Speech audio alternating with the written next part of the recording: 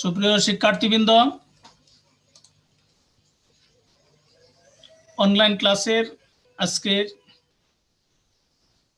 Organisation of knowledge classification তাত্ত্বিক বিষয়ের চতুর্থ ক্লাস। আজকের এই ক্লাসের যে আলোচ্য সূচি সেটি হলো ডিডিসি স্কিম অনুযায়ী শ্রেণীকরণ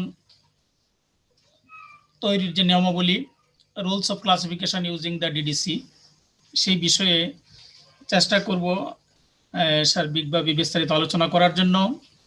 যদিও আজকে এই বিষয়টিতে আমি স্লাইড অবশ্য কম তৈরি করেছি, আমি মুখে আলোচনা করব বেশি। আর এই বিষয়গুলো বেশিরভাগ ক্ষেত্রেই ব্যবহারিক ক্লাসিফিকেশনের সাথে সংশ্লিষ্ট। তদুপরি যতটুকু সম্ভব চেষ্টা করব সেই নিয়মাবলী বা এই সূত্রাবলীগুলো উল্লেখ করার জন্য। সুপ্রিয় শিক্ষার্থীবৃন্দ, আপনারা নিশ্চয়ই ভালো আছেন। এই প্রাকৃতিক যে দুর্যোগে আবহাওয়ার মাঝেও রাত 9:30 বাজে আপনারা এখনো মোটামুটি অনেক শিক্ষার্থীবৃন্দই অংশগ্রহণ করেছেন, এবং সেই অবস্থাতে আমি আপনাদের আজকের যে ক্লাসে আপনাদেরকে শুভেচ্ছা জানিয়ে আমি আমার মূল বিষয় আলোচনা শুরু করছি। আসলে এই ক্লাসিফিকেশন এবং ক্যাটালগিং করতে গেলে যে কতগুলো সূত্র বা সরাসরি কতগুলো নিয়মের বিষয় আছে, যে নিয়মগুলো ফলো করলে আমাদের বিশেষ করে ব্যবহারিক আমাদের কাজটি অনেক সহজ হয়ে যায়। তাত্ত্বিক বিষয়ে অনেক বিষয় আছে যে সরাসরি প্রশ্ন উত্তরের জন্য বা বিষয় জানার জন্য প্রশ্নের আলোকে আনসার করার জন্য শিখতে হয়। পাশাপাশি অনেকগুলো বিষয় আছে যেগুলো তাত্ত্বিক পরীক্ষায় ওইভাবে হয়তো আসবে না, কিন্তু ব্যবহারিক বিষয়কে কার্যকর করার জন্য এবং ব্যবহারিক প্র্যাকটিক্যাল বিষয়ে নলেজ অর্জন করার জন্য তাত্ত্বিক বিষয়ে আপনাদেরকে ব্যাপক নলেজ অর্জন করতে হবে এবং এই বিষয়ে জানতে হবে, স্টাডি করতে হবে।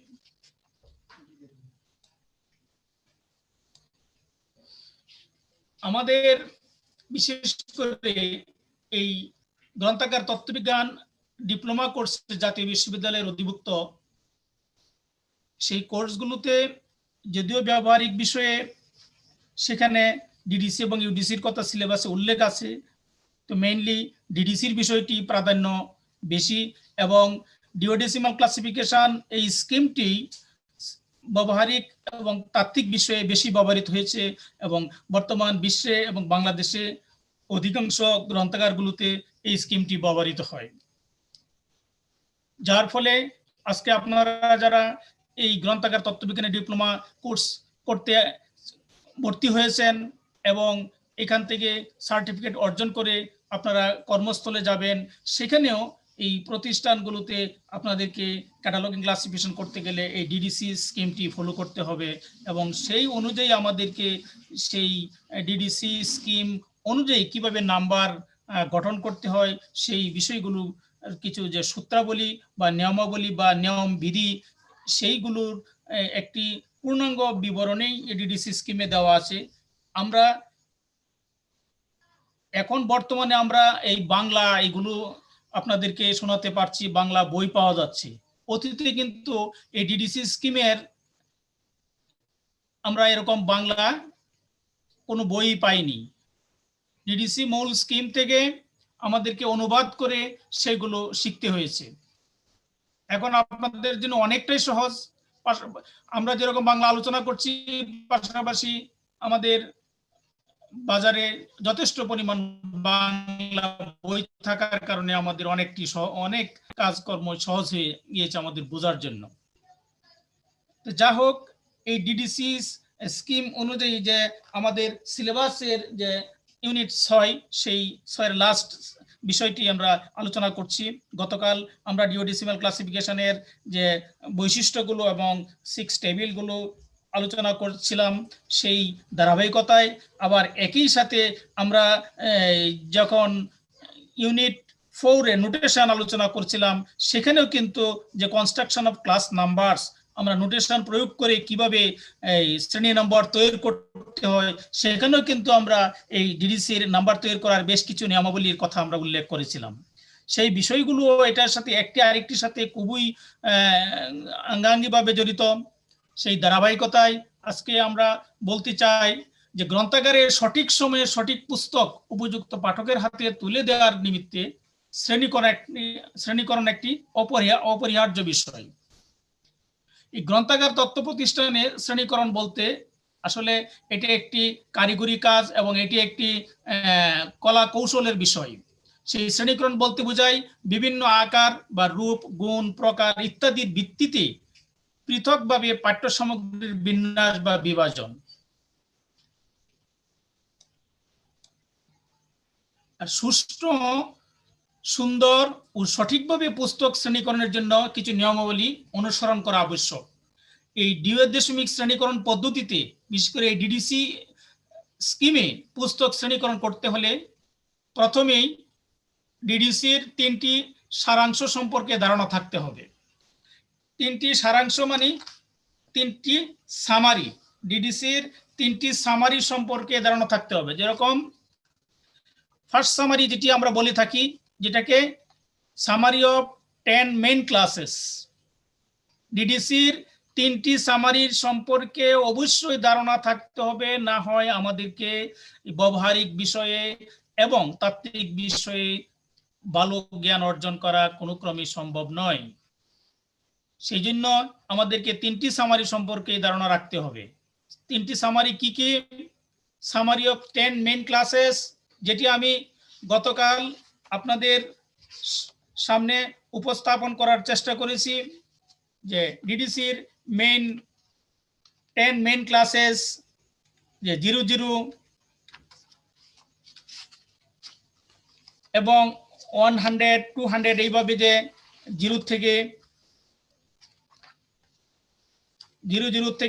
1000 পর্যন্ত, 900 পর্যন্ত যে আমাদের ফার্স্ট সামারি, সেই বিষয়গুলো যে 00 generalities, computer information and general works,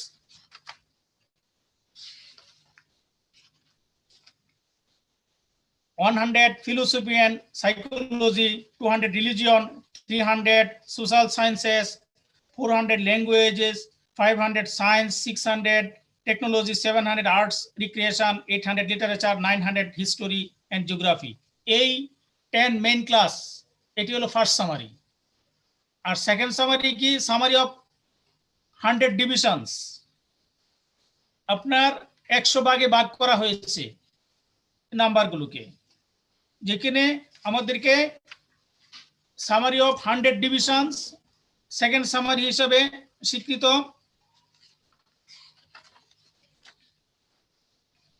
সেটি কি? সেটি হলো আমরা ডিডিসির দ্বিতীয় সেকেন্ড সামারি, যে 00 computer science knowledge and systems, 010 bibliographies, 020 library and information sciences, 030 encyclopedia and books of facts, 040 biographies, 050 magazine, journal and serials, 060 associations, organizations and museums, 070 news media, journalism and publishing, 080 general collections, 090 manuscripts and rare books। এরপরে আবার 100 দিয়ে philosophy and psychology, সেটি দিয়েও কি আরো এইভাবে কি 100টি number, যেটাকে 100 ডিভিশনের কথা বলা হয়েছে। এইভাবে এই প্রত্যেকটা ডিডিসির ফার্স্ট সামারির যে 10 মেইন ক্লাস, সেটিকে 100 ডিভিশনে ভাগ করে, 100 ভাগে ভাগ করে এইভাবে সেকেন্ড সামারি তৈরি করা হয়েছে। তারপরে সামারি অফ 1000 সেকশনস, যেখানে থার্ড সামারির কথা বলা হয়েছে। এই 3টি সামারি সম্পর্কে আপনাদেরকে ধারণা থাকতে হবে। এখন আমরা আসি যে আমরা যখন ক্লাসিফিকেশন প্র্যাকটিক্যাল করব, তখন সরাসরি শিডিউল থেকে কিভাবে শ্রেণী নম্বর বের করে নেওয়া হবে, বা আমরা শিডিউল থেকে কিভাবে শ্রেণী নম্বর বাইর করব, সেই বিষয়গুলো। সেখানে প্রথমে যদি আমরা বলি যে পুস্তকের বিষয় নির্ধারণ, অর্থাৎ যে কোনো টাইটেল, যে কোনো বই, যে কোনো বিষয় আপনার সম্মুখে উপস্থাপন করা হবে বা দেওয়া হবে যে এটির ক্লাস নাম্বার বিল্ডিং বাইর করার জন্য। তাহলে আমাদের সাধারণ জ্ঞান অভিজ্ঞতা দ্বারা আমরা একটি বইয়ের বিষয় নির্ধারণ করতে পারি, এইভাবে অনুমান বা সেইভাবে আমরা ধারণা করে অভিজ্ঞতার আলোকে আমরা বিষয় নির্ধারণ করতে পারি। যদি বইয়ের শিরোনামটি সাধারণ হয়, যেমন টেক্সট বুক অফ বুটানি, একটি সিম্পল একটি বইয়ের কথা আমি এখানে উল্লেখ করেছি, টেক্সট বুক অফ বুটানি, তখন এর বিষয় নির্ধারণ করা খুবই সহজ, টেক্সট বুক অফ বুটানি। কিন্তু কিছু বইয়ের শিরোনাম রয়েছে, যদি পরে কোন বিষয় হবে তা নির্ধারণ করা খুবই কঠিন। উদাহরণস্বরূপ বইয়ের শিরোনাম, এখানে টেক্সট বুক অফ বুটানি বোঝাই যাচ্ছে যে এখানে মূল বিষয়টি কি বুটানি। আর এমন কিছু বিষয় আছে যেগুলো মানে নেক্সট বিষয়টি কি হবে সেটি এরকম বইয়ের অনেক শিরোনাম, যা দিয়ে নির্ধারণ করা অত্যন্ত কঠিন। অনেক গ্রন্থাগার কর্মী বা ক্লাসিফায়ারগণ বুঝতে খুব জটিলতায় ভুগেন। যেমন একটি শিরোনাম দেওয়া হলো অল অ্যাবাউট মেটাল, এক্ষেত্রে বইটি রসায়ন, ধাতু বা ধাতুর কারিগরি সম্পর্কিত কিংবা অন্য কোনো বিষয় হতে পারে, এটি একটি অনুমান নির্ভর ধারণা করা হচ্ছে। সেক্ষেত্রে বইয়ের যে কন্টেন্ট সূচি বা বইয়ের যে ইন্ট্রোডাকশন, সূচনা বা চ্যাপ্টার হেডিং ইত্যাদি সতর্কতার সাথে পড়ে বইয়ের বিষয় নির্ধারণ করতে হবে। সাধারণ নিয়ম হলো শুধু শিরোনাম দ্বারা এই পুস্তকের বিষয় কখনো নির্ধারণ করা যাবে না। মানে একটি কমন জিনিস যে সাধারণ নিয়ম, একটা বইয়ের শিরোনাম থেকেই, যে বইয়ের আমরা ক্লাসিফিকেশন যখন করি, আমরা ক্যাটালগ যখন করি, যখন আমরা সাবজেক্ট হেডিং নির্ধারণ করে থাকি বা মেইন ক্লাস নির্ধারণ করে থাকি, হুট করে টাইটেল থেকেই আমরা যে সরাসরি নির্ধারণ করি, অনেক ক্ষেত্রে নির্ধারণ করে থাকি, কিন্তু শুধুমাত্র যে শুধু এই পুস্তকের শিরোনামের উপর মানে নির্ভর করেই এটা 100% নিশ্চিত করা যাবে না।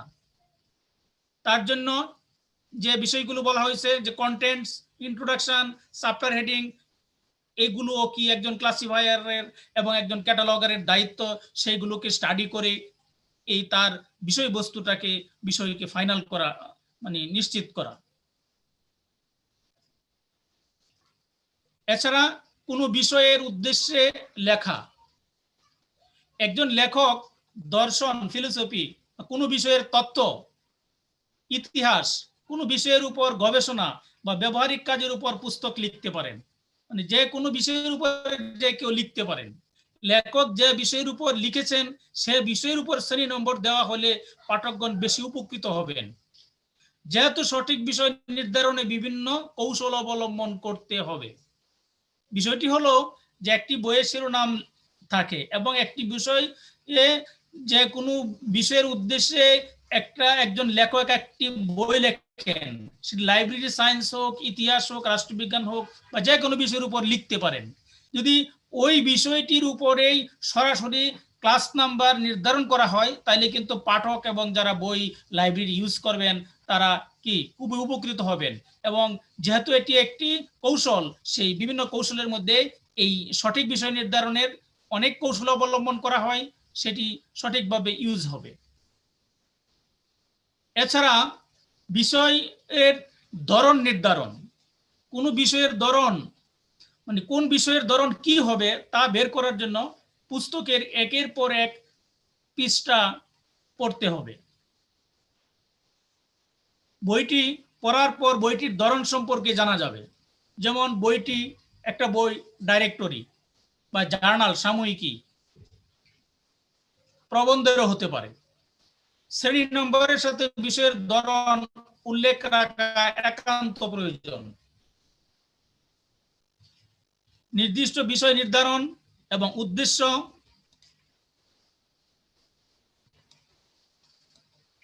নির্দিষ্ট বিষয় নির্ধারণ এবং উদ্দেশ্য উপস্থাপনের ধরন, এর যে কোনোটির পরে প্রধান শ্রেণী নির্ধারণ করতে হবে, অর্থাৎ মেইন ক্লাস।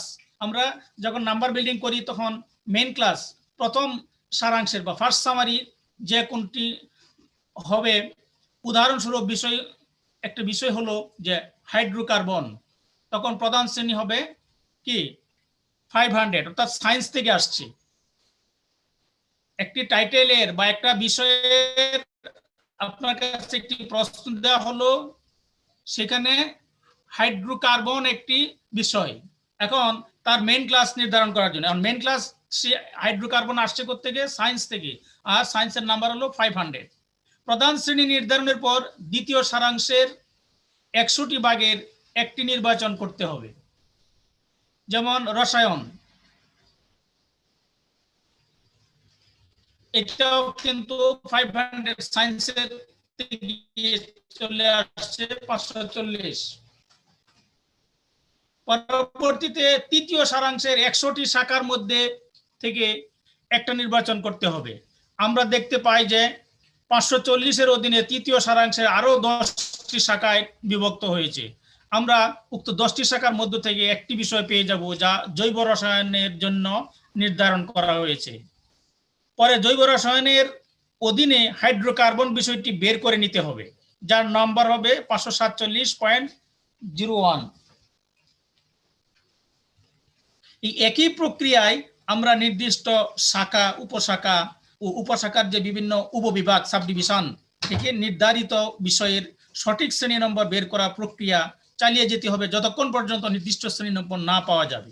মানে ক্লাসিফিকেশন নাম্বার বিল্ডিং বাইর করতে গেলে আপনার সূক্ষ্ম থেকে সূক্ষ্ম নাম্বারে চলে যেতে হবে, এবং যতক্ষণ পর্যন্ত একেবারে একুরেট নাম্বারটি বাইর করা না হবে ততক্ষণ পর্যন্ত আপনাকে সেইভাবে চেষ্টা চালিয়ে যেতে হবে নির্দিষ্ট শ্রেণীর নম্বর না পাওয়া পর্যন্ত, সঠিক নাম্বারটি বাইর করার জন্য।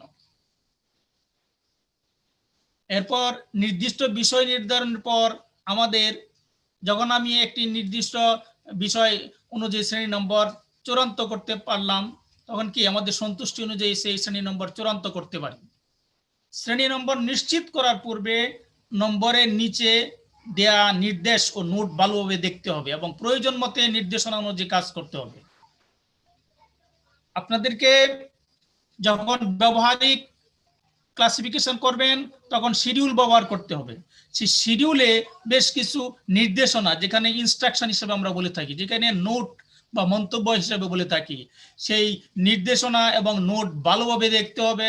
তার কারণ হলো সেই জায়গাতে আপনার সঠিক নাম্বারটি বাইর করার জন্য সেই ইনস্ট্রাকশন ফলো করতে হবে এবং সেই ইনস্ট্রাকশন অনুযায়ী প্রয়োজনীয় নির্দেশনা অনুযায়ী কাজ করতে হবে, তাহলে আমরা সঠিক নাম্বারটি পাবো। সেই কথাটি আমরা এখানেই নিয়মের ভিতরে বলার চেষ্টা করছি। এরপর চাহিদা অনুযায়ী সুনির্দিষ্ট বিষয়ের শ্রেণী নম্বর নির্ধারণ করার পূর্বে এর নিচে কোনো নোট আছে কিনা তা দেখতে হবে। মানে আপনি একটি বিষয়ের নাম্বার আপনি শিডিউলে নিশ্চিত হলেন, ইন্ডেক্স থেকে দেখার পর শিডিউলে নিশ্চিত হলেন, সেই নাম্বারটি চূড়ান্ত করার পূর্বে অবশ্যই আপনাকে শিডিউলে লক্ষ্য করতে হবে যে সেই নাম্বার নিচে কোনো নির্দেশনা বা কোনো ইনস্ট্রাকশন দেওয়া আছে কিনা। যদি কোনো নির্দেশনা বা ইনস্ট্রাকশন দেওয়া থাকে তাহলে সেই অনুযায়ী আপনাকে সেই নির্দেশনা মেনে কাজ করতে হবে এবং সেই অনুযায়ী সুনির্দিষ্ট নাম্বার বের করতে হবে। ইনস্ট্রাকশনে বলা আছে, ওখানে রেফারেন্স দেওয়া থাকে যে বেস নাম্বারের কোনটি, এবং যদি কোনো টেবিলে যেতে হয় অথবা কোনো নাম্বার যোগ করতে হয় অথবা কোন পেজে যাইতে হবে, সমস্ত বিষয় ওই ইনস্ট্রাকশনে দেওয়া থাকে। এছাড়া নির্ঘণ্ট ব্যবহার করে পরোক্ষভাবে শ্রেণী নম্বর বের করে নেওয়া। আমরা কি ক্লাসিফিকেশন যখন করব সরাসরি শিডিউল থেকে নাম্বার নিতে পারি, আবার আমরা কৌশল হিসাবে ইন্ডেক্স, রিলেটিভ ইন্ডেক্স, আমরা ইন্ডেক্স ব্যবহার করব। সেই ইন্ডেক্স থেকে পরোক্ষভাবে শ্রেণী নম্বর বের করে আমরা শিডিউলের সাথে মিলিয়ে নিশ্চিত হয়ে তারপরে আমরা এই ক্লাসিফিকেশন নাম্বারটি একটি টাইটেলের বা একটি বিষয়ের বইয়ের নাম্বারটি চূড়ান্ত করব। সেই কথাটি এখানে বলা হচ্ছে যে পুস্তকের শিরোনাম, উপশিরোনাম, সূচি কিংবা অন্যান্য অংশ থেকে কিওয়ার্ড নির্বাচন করতে পারে বা আমাদের বিষয় নির্ধারণে প্রতিনিধিত্ব করবে। যেমন ক্যাটালগিং বিষয়ের কিওয়ার্ড, নির্বাচিত কিওয়ার্ডের মাধ্যমে নির্ঘণ্টের শ্রেণী নম্বর খোঁজ করতে হবে। নির্ঘণ্টে আমরা দেখতে পাই বা দেখতে পাবো যে ক্যাটালগিং কিওয়ার্ডটি লাইব্রেরি অপারেশন এর উপরের অধীনে। ক্যাটালগিং কিওয়ার্ডটি লাইব্রেরি অপারেশন এর উপভাগের অধীনে, অর্থাৎ 0 to 5.4 হলো ক্যাটালগিং। এখন এটি একটি কি লাইব্রেরির কারিগরি ফাংশন এবং সেটি লাইব্রেরি অপারেশন একটি বিষয়, তার উপভাগের অধীনে এই ক্যাটালগিং বিষয়টি শ্রেণী নম্বরটি রয়েছে। আমরা এ নম্বর শ্রেণী নম্বর হিসেবে পাই, কিন্তু এ দাপেই থেকে যাওয়া যাবে না। একেবারে সূক্ষ্ম থেকে সূক্ষ্ম লাইব্রেরি অপারেশনের নাম্বারটি কি হবে, ক্যাটালগিং এর নাম্বারটি কি হবে, শিডিউলে একেবারে সূক্ষ্ম থেকে সূক্ষ্মভাবে যে অ্যারেঞ্জমেন্ট করা আছে সেই জায়গাতে আমাকে যেতে হবে। মানে ওই দাবে থেকেই আপনার সঠিক নাম্বারটি বাইর করতে হবে। প্রাপ্ত নম্বরটি শিডিউলে বের করে উক্ত নম্বরের বিপরীতে যে বিষয় দেয়া আছে তা কাঙ্ক্ষিত শ্রেণী নাম্বার কি না তা নিশ্চিত করতে হবে। এ নিশ্চয়তার পূর্বে শ্রেণী নম্বরের নিচে আবার আপনাকে ওই শিডিউলে যে ক্লাস নাম্বারটি দেওয়া আছে তার নিচে কোনো নোট থেকে থাকলে তা ভালোভাবে পড়ে নিতে হবে। কারণ ওইখানে যদি কোনো ইনস্ট্রাকশন বা কোনো নোট দেওয়া থাকে, নির্দেশনা দেওয়া থাকে, তা অবশ্যই ফলো করতে হবে। যেমন an instruction to the disease of the brain, মানে উল্লিখিত ধাপ অনুযায়ী শ্রেণীকরণের জন্য আমরা শিডিউল ব্যবহারের মাধ্যমে সম্পন্ন করতে পারি। আমাদের যে বিষয়টি হলো যে অবশ্যই শিডিউল ইন্ডেক্স থেকে নাম্বার বাইর করে শিডিউলে মিলিয়ে নিতে হবে, এবং সেই শিডিউলে যদি কোনো ইনস্ট্রাকশন দেওয়া থাকে এবং সেটি সঠিক কিনা তাও নিশ্চিত করে ভালোভাবে পড়ে নিতে হবে। তারপর আমাদেরকে সেইভাবে প্রয়োজন অনুযায়ী ব্যবহার করতে হবে।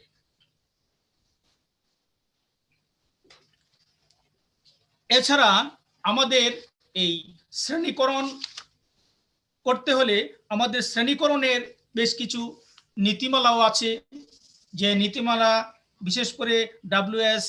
মেরিল তার গ্রন্থে উল্লেখযোগ্য বেশ কিছু এই ক্লাসিফিকেশন এর যে প্রিন্সিপালস বা রুলস অফ ক্লাসিফিকেশনের কথা বলেছেন। সেটি কি যে স্থায়ী বনাম অস্থায়ী প্রয়োজন। আমাকে একটি পার্মানেন্ট প্রয়োজন হতে পারে, আবার কি সেই পার্মানেন্ট প্রয়োজন নাও হতে পারে। সেটি কিরকম? একটি পুস্তকে এমনভাবে শ্রেণীকরণ করতে হবে যাতে তার প্রয়োজন ও স্থান স্থায়ীভাবে নির্ধারিত হয়, তাৎক্ষণিক প্রয়োজন বা অস্থায়ীভাবে নয়। সেই জন্য বলা হয়েছে স্থায়ী বনাম অস্থায়ী। যখন প্রয়োজন মানে তাৎক্ষণিক প্রয়োজন হতে পারে, আবার অস্থায়ীভাবে হতে পারে, সেই বিষয়গুলো এখানে বলা হয়েছে। দ্বিতীয়ত বিষয়ভিত্তিক শ্রেণীকরণ। আপনাকে সাবজেক্ট ওয়াইজ ক্লাস নাম্বার বাইর করতে হবে। একটি পুস্তক সাধারণভাবে বিষয়ের অধীনে শ্রেণীকরণ করতে হবে। যেমন সাধারণ বিশ্বকোষ বইটি জেনারেল এনসাইক্লোপিডিক ওয়ার্কস এর অধীনে শ্রেণীকরণ করতে হবে। আমরা জানি যে এনসাইক্লোপিডিয়া দুই ধরনের থাকে, একটি হলো জেনারেল, আরেকটি হলো কি সাবজেক্ট ভিত্তিক, বিষয় ভিত্তিক। সাধারণ বিশ্বকোষ বইটি কি জেনারেল এনসাইক্লোপিডিক ওয়ার্কস এর অধীনে শ্রেণীকরণ করতে হবে। যেমন এনসাইক্লোপিডিয়া ব্রিটানিকা, এটি কি জেনারেল বিশ্বকোষ, ওই জেনারেলের অধীনে শ্রেণীকরণ নাম্বার বাইর করতে হবে। তৃতীয়ত লেখকের অভিপ্রায়। অনেক সময় অথর বা লেখক তার অভিপ্রায় বা দৃষ্টিকোণ থেকে একজন লেখক পুস্তকটি রচনা করেছেন, সেই দিক লক্ষ্য রেখে পুস্তকের শ্রেণীকরণ করতে হবে। মানে কি উদ্দেশ্যে এবং কোন দৃষ্টিতে এই বইটি উনি লিখেছেন সেইটাকেও মাথায় রেখে শ্রেণীকরণ করতে হবে। যেমন ইকোনমিক্স ফর দ্য ইঞ্জিনিয়ার্স, পুস্তকটি ইকোনমিক্সের আওতায় শ্রেণীকরণ করতে হবে। ইকোনমিক্স ফর দ্য কি ইঞ্জিনিয়ার্স, কারণ পুস্তকটির মূল বিষয় হলো ইকোনমিক্স, মানে অর্থনৈতিক যে প্রকৌশলীর বিষয়, যে আমরা কিভাবে সেই অর্থনৈতিক বিষয়টিকে ইঞ্জিনিয়ারিং ভাবে কাজে লাগাবো, মূল বিষয়টি হলো অর্থনীতি। সেই জন্যই এই মূল বিষয়টিকে সামনে এনেই আমাদের ক্লাস নাম্বার তৈরি করতে হবে। চতুর্থত, সূক্ষ্ম বিষয়ের শ্রেণীকরণ। একেবারে সূক্ষ্ম থেকে সূক্ষ্ম কিরকম পুস্তক শ্রেণীকরণ করতে হবে একটি সুনির্দিষ্ট বিষয়ের উপর, যা পুস্তকের চরিত্রকে ব্যাখ্যা করে। যেমন ভৌত, জৈব ও অজৈব রসায়ন সম্মিলিত পুস্তকের শ্রেণীকরণ করতে রসায়নবিদ্যার উপর, যার মধ্যে উক্ত 3টি বিষয় বিদ্যমান রয়েছে। যদি কোনো একটি বিষয়ের অধীনে ভৌগোলিক উপবিভাগ বা কোনো ভৌগোলিক এলাকার উল্লেখ না করে একটি পুস্তক রচিত হয়, তাহলে পুস্তকটি মূল বিষয়ের অধীনেই শ্রেণীকরণ করতে হবে। পঞ্চমত, আংশিক পরিবর্তন। সেটি কিরকম? যে বিশেষ প্রয়োজন বা বিশেষ সেবা প্রদানের লক্ষ্যে প্রয়োজন বোধে পুস্তক শ্রেণীকরণের নীতি আংশিক পরিবর্তন বা সংশোধন করা যেতে পারে। বিতর্কিত বিষয়। অনেক সময় বিতর্কিত বিভিন্ন বিষয় থাকে যেগুলোকে ক্লাসিফিকেশন করার। সেটি কিরকম? বিশেষ প্রয়োজন বা একটি সমস্যা বা পরিকল্পনা প্রমাণার্থে নির্বাচিত সমীক্ষায় কি ধরনের বস্তু, তত্ত্ব ও উপাত্ত ব্যবহার করা হয়েছে তা বিবেচনা না করে লেখকের অভিপ্রায় কি সে অনুযায়ী শ্রেণীকরণ করতে হবে। বিষয়ের দিক। পুস্তকের একটি বিষয়ের কোন দিক, পুস্তকের একটি বিষয়ের কোনো দিক যদি অন্য কোনো বিষয়ের প্রতি ইঙ্গিত বা আঁচ দেয়, তাহলে সে বিষয়ে নয়, বরং পুস্তকে যে বিষয়টি চিত্রিত হয়েছে তার অধীনে শ্রেণীকরণ করতে হবে। যেমন social aspects of education. Social aspects of education, এখানে এডুকেশনের উপর শ্রেণীকরণ করতে হবে, সোশিয়োলজি এর উপর নয়। সোশ্যাল অ্যাসপেক্ট অফ এডুকেশন, মূল বিষয়টি হলো শিক্ষা, এডুকেশন। যার জন্য যে শিক্ষায় সামাজিক যে চাহিদা বা অবস্থা, সেখানে এই সোশিয়োলজির উপর না হয়ে মূল বিষয়টি হবে এডুকেশন। আলোচিত মতামত বা ভিন্ন বিষয়, সেটি কিরকম? একটি পুস্তকে 2 ধরনের মতবাদ থাকলে লেখক যে ধারণাকে সমর্থন করেন সেই বিষয় শ্রেণীকরণ করতে হবে। যে ধারণাকে সমর্থন করে না সেই বিষয়ে শ্রেণীকরণ করা ঠিক নয়। যেমন ন্যাচারালিজম অর ইন্ডিয়ালিজম। এখানে ইন্ডিয়া মানে এখানে naturalism or idealism, naturalism or idealism, এখানে আইডিয়ালিজমের উপর শ্রেণীকরণ করতে হবে, কারণ লেখক এই বিষয়টি সমর্থন করছেন একটি আইডিয়ার উপরে। যার জন্য সেই বিষয়টি ন্যাচারালিজম অর আইডিয়ালিজমকে উপর ভিত্তি করে ক্লাস নাম্বার বাইর করতে হবে। নবমত, গবেষণার বিষয়। যে বিষয়ের উপর অনুসন্ধান বা গবেষণা করে ফলাফল পাওয়া গেছে। গবেষণার বিষয় কি? একটি রিসার্চ করে, গবেষণা করে বা স্টাডি করে, অনুসন্ধান করে, সেটির উপর একটি রেজাল্ট বাইর করে, যে ফলাফল পাওয়া গেছে সেই বিষয়ের উপর শ্রেণীকরণ করতে হবে। আপনার একটি থিসিস বা একটি রিসার্চ পেপার যে রেজাল্ট টাইটেলটি চূড়ান্ত হয়, তখনই সেই টাইটেলের উপর শ্রেণীকরণ করতে হবে। যে ধরনের উপাত্ত বা পন্থা অবলম্বন করা হয়েছে তার উপর বিশেষ দৃষ্টি রাখার প্রয়োজন নেই। এখানে আমরা জানি যে গবেষণা কাজ করতে গেলে বিভিন্ন রিসার্চ মেথোডোলজি পদ্ধতি অবলম্বন করতে হয়, কিন্তু গবেষণার বিভিন্ন অনুসন্ধান করতে যে চূড়ান্ত ফলাফল হয় সেটার উপর নির্ভর করেই গবেষণার বিষয়ের উপর ভিত্তি করে ক্লাসিফিকেশন করতে হয়। তারপরে প্রসঙ্গের উৎপত্তি বিষয়ক আলোচনা। মানুষের রীতিনীতি, ঐতিহ্য, প্রথা, প্রতিষ্ঠান বা ধর্মবিশ্বাসের উদ্ভবের উপর পুস্তক রচিত হলে সে বিষয়টির উন্মেষ ও বিকাশ ঘটেছে তার উপর শ্রেণীকরণ করতে হবে। 11তম, যে বিষয়ের ইতিহাস। বিষয়ের ইতিহাস কি? এটি একটি অতি সাধারণ বিষয়ের উপবিভাগ। যেমন ইতিহাস এর অধীনে শ্রেণীকরণ না করে বিষয়ের উপবিভাগ, যেমন ইতিহাস উল্লেখ না থাকলেও সুনির্দিষ্ট বিষয়ের অধীনে শ্রেণীকরণ করতে হবে। যেমন nature in Indian art, study of landscape backgrounds from Giotto to, এই যে একটি বিষয়, সেখানে ল্যান্ডস্কেপ পেন্টিংস এর অধীনে শ্রেণীকরণ করতে হবে। হিস্টোরি অফ ইন্ডিয়ান আর্ট এর অধীনে করা যাবে না। তারপরে ব্যাখ্যাকারক বা সচিত্র বিষয়, একটি পুস্তক সূক্ষ্ম বিষয়ের উপর রচিত হলে প্রশস্ত বা সাধারণ বিষয় চিত্রিত হলেও সূক্ষ্ম বিষয়ের অধীনে শ্রেণীকরণ করতে হবে। আপনার ব্যাখ্যাকারক বা সচিত্র বিষয়ের কথা বলা হয়েছে, যে পুস্তক সূক্ষ্ম বিষয়ের উপর রচিত হলেও প্রশস্ত বা সাধারণ বিষয় বিমূর্ত বা দুর্বোধ্য বিষয় নির্বাচন না করে সূক্ষ্ম বা বাস্তব বিষয় নির্বাচন করতে হবে। অর্থাৎ origin and growth of religion as illustrated by the religion of the ancient, পদ্ধতি বনাম বিষয়বস্তু, একটি নির্দিষ্ট বিষয়ের উপর কোনো পদ্ধতি, পরিকল্পনা বা মতবাদ প্রয়োগ করে যে ফলাফল পাওয়া যায়, তার উপর কোনো পুস্তক রচিত হলে যে বিষয়ের উপর অনুসন্ধান বা গবেষণা পরিচালনা করা হয়েছে সেই বিষয়ের উপর শ্রেণীকরণ করতে হবে, গবেষণার পদ্ধতির উপর নয়। যে বিষয়ের উপরে গবেষণা পরিচালনা করা হয়েছে সেই বিষয়ের অধীনে শ্রেণীকরণ করতে হবে, মানে এই মেথোডোলজির উপর হবে না, বিষয়টির উপরে। সম্পর্কযুক্ত বিষয়, একটি পুস্তকে যদি একাধিক বিষয়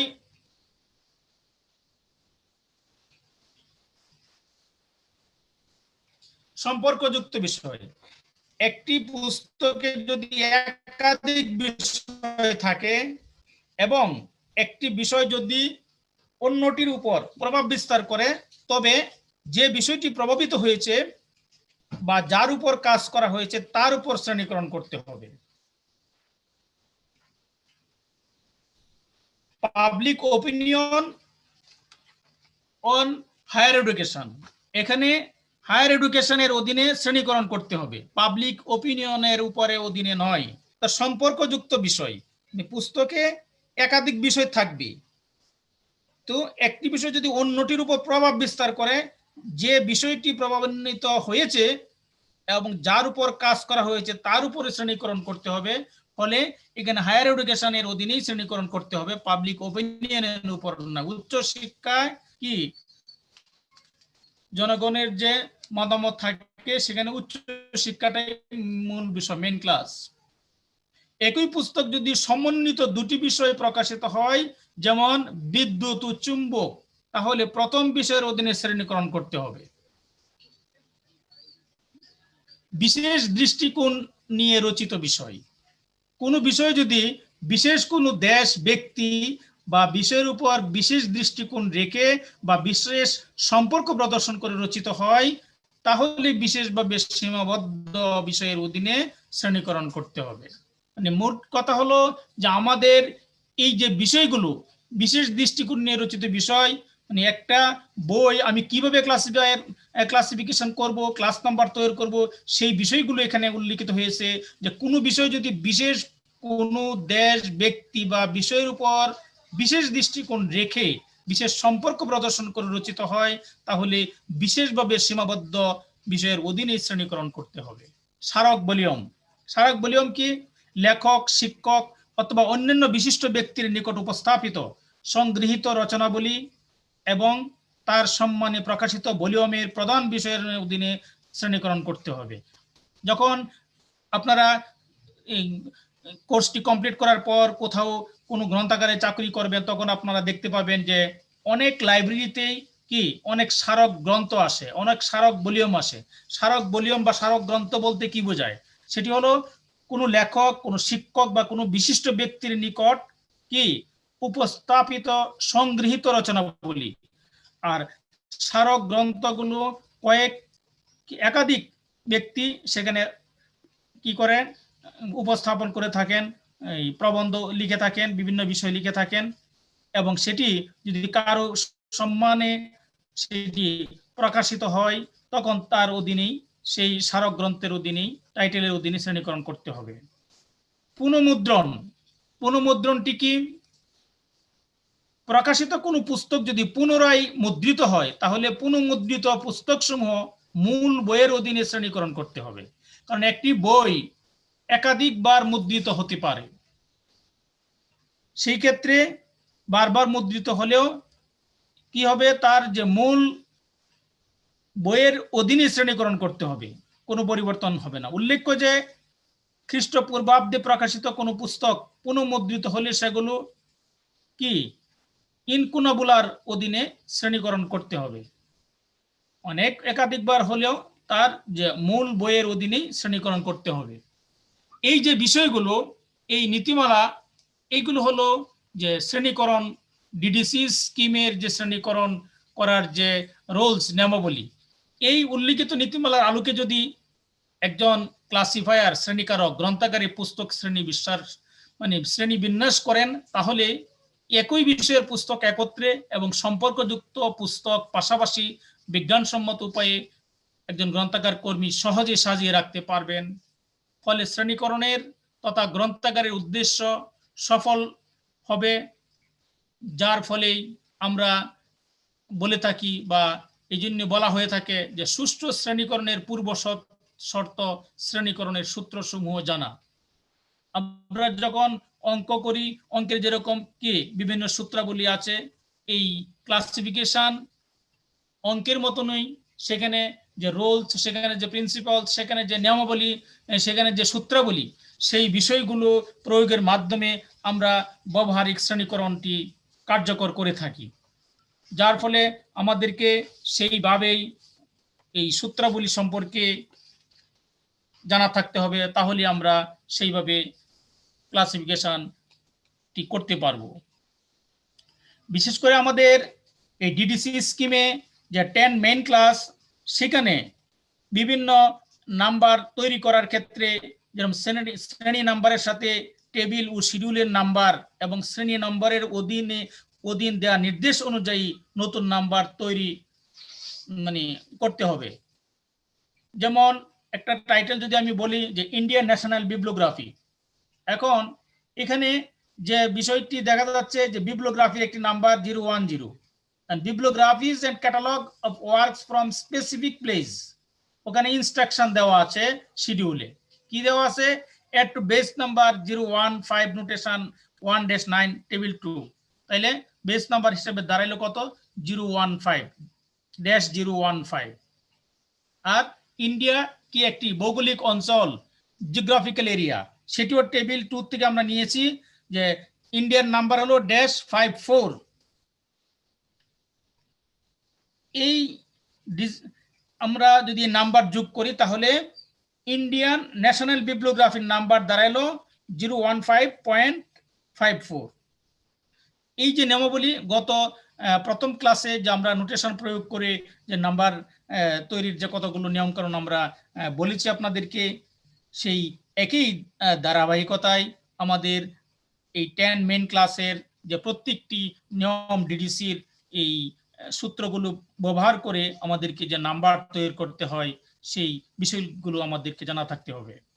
যেমন একটি বিষয় যে 100 আমাদেরকে 100 অধীনে আমাদেরকে কিভাবে নাম্বার তৈরি করতে হবে, সেই বিষয়গুলো আমাদেরকে ভালোভাবে এই শিডিউল মেইন 10 মেইন ক্লাস ভালোভাবে জানা থাকলে সেই বিষয়টি বাহির করা খুব সহজ হবে।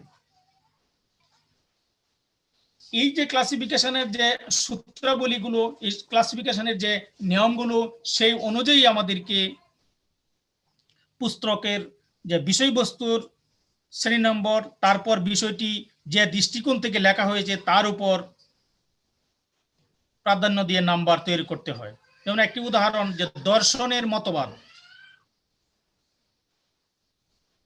অনুরূপভাবে একটা বিষয়বস্তুর সাথে সংশ্লিষ্ট দেশ ও ভৌগোলিক এলাকার নাম্বার সংযোগ করতে হবে। যেমন বাংলাদেশের অর্থনৈতিক অবস্থা, একটি শিরোনাম হোক বা একটি টাইটেল বা একটি বইয়ের নাম, যে বাংলাদেশের অর্থনৈতিক অবস্থা। এখন অর্থনীতির নাম্বার হলো 330। এখন অর্থনৈতিক অবস্থা হলো 330.9, আর বাংলাদেশের নাম্বার কত -5492, টেবিল 2 থেকে নেওয়া। এখন এই অর্থনৈতিক অবস্থা এবং বাংলাদেশ দুটি নাম্বার একসাথে যোগ করে কি দাঁড়াইলো 330.95492, 330.5492। এখানে কিন্তু এই যে যোগগুলো এগুলো এই সূত্র অনুযায়ী যোগ করতে হবে। এই যোগ এরকম নয় যে আপনাকে কি 3 3 6 বা 4 যোগ 3 7 বিষয়টি এরকম নয়। এটি কিন্তু আমাদেরকে মেইন ক্লাসের নাম্বার সাথে টেবিলের যে জিওগ্রাফিক্যাল এরিয়ার নাম্বার সেটি যোগ করে এই ডিডিসি নিয়ম অনুযায়ী 3 ডিজিটের পরে পয়েন্ট দিতে হয়, তারপরে ওই নাম্বারগুলো অ্যাজ ইট ইজ যোগ করতে হয়। এবং সেই নোটেশনের প্রয়োগের মাধ্যমে যে আমরা যে গত ক্লাসে আলোচনা করেছিলাম সেই বিষয়গুলো এখানে আপনাকে অনুসরণ করতে হবে। কোন পুস্তকে 2 বা ততোধিক বিষয় অন্তর্ভুক্ত থাকলে প্রথম বিষয় অনুযায়ী শ্রেণী নম্বর দিতে হবে। যদি অন্য বিষয়টি তাৎপর্যপূর্ণ না হয়, অবশ্য পৃষ্ঠা সংখ্যা যে বিষয়ে বেশি সেটিকে গুরুত্বপূর্ণ বিষয় বলে ধরে নেওয়া যায়। একটি পুস্তকে 2 এর অধিক বিষয়বস্তু আলোচনা করা হলে এবং আলোচ্য বিষয়গুলো সম্বন্ধযুক্ত হলে যে প্রধান বিষয়ের অন্তর্ভুক্ত তার শ্রেণী নম্বর দেয় কিন্তু উত্তম। যেমন ভৌত, জৈব ও অজৈব রসায়ন সম্বলিত পুস্তকের শ্রেণী নম্বর, অর্থাৎ রসায়ন বিদ্যার যার মধ্যে উক্ত 3টি বিষয় বিদ্যমান, আপনার ভৌত, জৈব ও অজৈব রসায়ন সবই কিন্তু আসছে রসায়ন থেকে, যার জন্য বলা হয়েছে যে 3টি বিষয় কিন্তু রসায়নের মধ্যে বিদ্যমান। রসায়নের নাম্বার মেইন ক্লাস হিসাবে দিলে সেটি চলবে। এরকম ভাবে যে বহু বিষয়ের সমন্বয়ে লিখিত পুস্তক সাধারণ বিভাগের অন্তর্ভুক্ত করতে হবে, যেমন সাধারণ বিশ্বকোষ, অনুবাদ, সমালোচনা, পর্যালোচনা ইত্যাদি মূল বিষয়ের শ্রেণী নম্বরের সাথে রাখাই উত্তম। যেমন ইংরেজি কবিতা বাংলায় অনুবাদ করা হলে ইংরেজি কবিতার নাম্বার কি 821 দেয় উত্তম। ব্যক্তিগত জীবনী যদি আন্তর্জাতিক ঘটনাবলী, দেশ, নেতা কিংবা কোনো জাতির ঘটনাবলীর সাথে অঙ্গাঙ্গিভাবে জড়িত থাকে তাহলে সেই দেশের ইতিহাসের শ্রেণী নাম্বার দিতে হবে। যেমন জওহরলাল নেহরুর জীবনী বিষয়ক গ্রন্থ যদি ভারতের ইতিহাস বেশি স্থান পায় তাহলে শ্রেণী নাম্বার হবে কি 954.042।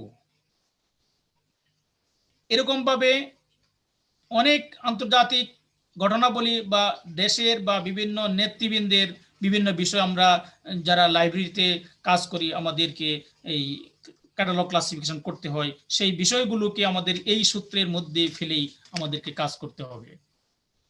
জীবনী সংক্রান্ত পুস্তক পাবলিক ও স্কুল লাইব্রেরির বেলায় জীবনী শ্রেণী নম্বর এবং বিশ্ববিদ্যালয় ও বিশেষ লাইব্রেরির ক্ষেত্রে বিষয়ের শ্রেণী নম্বর দেয় উত্তম। যেমন রবীন্দ্রনাথ ঠাকুরের জীবনী বিষয়ক গ্রন্থের ক্ষেত্রে পাবলিক লাইব্রেরির ক্ষেত্রে শ্রেণী নাম্বার দেওয়া হয়েছে কি 928.91441, আর বিশেষ লাইব্রেরির ক্ষেত্রে 891.441092। এটি কিন্তু একটি সূত্র, এই সূত্রের মধ্যে ফেলে এই নাম্বারটি তৈরি করতে হয়। পুস্তকের বিষয়বস্তু কোনো বিশেষ শ্রেণীর পাঠকের জন্য লিখিত হলে মূল বিষয়বস্তুর শ্রেণীর নাম্বার দিতে হবে। যেমন ইকোনমিক্স ফর দা কি পলিটিশিয়ানস বইটির শ্রেণী নাম্বার হবে 330, কারণ এক্ষেত্রে অর্থনীতি হলো মূল বিষয়। পুস্তকে বর্ণিত দুটি বিষয়ের মধ্যে যদি একটি অন্যটির উপর প্রভাব বিস্তার করে তাহলে প্রভাবিত বিষয়ের শ্রেণী নম্বর দিতে হবে। যেমন public opinion on higher education কথাটি আমরা বলেছি, সেখানে কি হায়ার এডুকেশন পুস্তকটির নাম্বার দিতে হবে 378 হায়ার এডুকেশনের। পুস্তকের বিষয়বস্তু নতুন হলে এবং তফসিলে এর শ্রেণী নম্বর না থাকলে, মানে আমরা খুঁজে পাচ্ছি না থাকলে নিকট সম্পর্ক আছে এমন শ্রেণী নম্বরের সাথে নতুন বিষয়ের শ্রেণী নম্বর তৈরি করতে হবে। সরাসরি একেবারে একুরেট মিলেও যেতে পারে অথবা তার কাছাকাছি যেতে পারে এমন বিষয়কে শ্রেণী নম্বর হিসাবে তৈরি করতে হবে। যেমন তত্ত্ববিজ্ঞান আগমনের ফলে এর নিকট সম্পর্কযুক্ত বিষয় গ্রন্থাগার বিজ্ঞানের সাথে শ্রেণী নম্বর সংস্থান করতে হবে। আপনার লাইব্রেরি সায়েন্স সেটি কি ইনফরমেশন সায়েন্স তার অধীনে চলে আসছে, তার আওতায়। তাহলে তত্ত্ববিজ্ঞান ইনফরমেশন সায়েন্স আসছে, সেখানে লাইব্রেরি সায়েন্সের নাম্বার ব্যবস্থা হয়ে গেছে, সংস্থান করতে হবে। রেফারেন্স, গবেষণা ও বিশেষ লাইব্রেরির ক্ষেত্রে ক্লোজ ক্লাসিফিকেশন অর্থাৎ বিষয়ের সূক্ষ্ম পরিধি পর্যন্ত, এবং পাবলিক লাইব্রেরির ক্ষেত্রে ব্রড ক্লাসিফিকেশন অর্থাৎ প্রধান বিষয় ভিত্তিক শ্রেণী নাম্বার দেয় উত্তম। পুস্তক শ্রেণী বিন্যাস করার সময় প্রথমে দেখতে হবে যে উক্ত পুস্তকের কপি গ্রন্থাগারে আছে কিনা। যদি থাকে তাহলে পূর্বে যে নাম্বার দেয়া হয়েছিল সেক্ষেত্রে মারাত্মক ভুল না থাকলেও একই নাম্বার দিতে হবে। অনেক সময় কি হয়, ভুল থাকে, সেই ক্ষেত্রে আমরা অনেক সময় সংশোধন করে থাকি। আর যদি সেটি ভুল না থেকে থাকে তাহলে, কারণ একই বই আপনার যখন পুনঃমুদ্রণ হয়, যখন নতুন কোনো এডিশন সংস্করণ বাইর হয়, তখন লাইব্রেরিতে কালেকশন করা হয়। তাহলে আমাদের পূর্বে এই বইটির যে ক্লাসিফিকেশন নাম্বার ছিল সেই নাম্বারকে আমাদেরকে ফলো করতে হবে। যদি কোনো মারাত্মক কোনো ভুল নাম্বার হিসেবে উল্লেখ না থাকে তাহলে ওই নাম্বারটি আমাদেরকে দিতে হবে। পুস্তকটি যে ভাষায় লিখিত সে ভাষায় শ্রেণী নম্বর লেখাই উত্তম। অর্থাৎ যদি সেটি কি ইংরেজি ভাষায় থাকে ইংরেজি, বাংলা ভাষায় থাকলে বাংলায় লেখাই উত্তম। যেমন অর্থনৈতিক মতবাদ বিষয়ক পুস্তকের নম্বর লিখতে হবে 330.1 এবং থিওরি অফ ইকোনমিক্স পুস্তকের নাম্বার লিখতে হবে 300, মানে বাংলায় লিখতে হবে, যেটি বাংলা থাকবে, যেটি ইংরেজি থাকলে ইংরেজিতে লিখতে হবে। শ্রেণীকারক যদি তফসিলে প্রদত্ত নম্বরের ভিন্ন কোনো নম্বর দেয় সেটি কিন্তু শ্রেয়, তাহলে মানে শ্রেণীকারক সেই নাম্বারটি দিতে পারবেন। এক্ষেত্রে অথরিটি ফাইল সংরক্ষণ করতে হবে। এই জন্য বলা হয় যে ক্লাসিফায়ার টু ক্লাসিফায়ার ভেরি করে।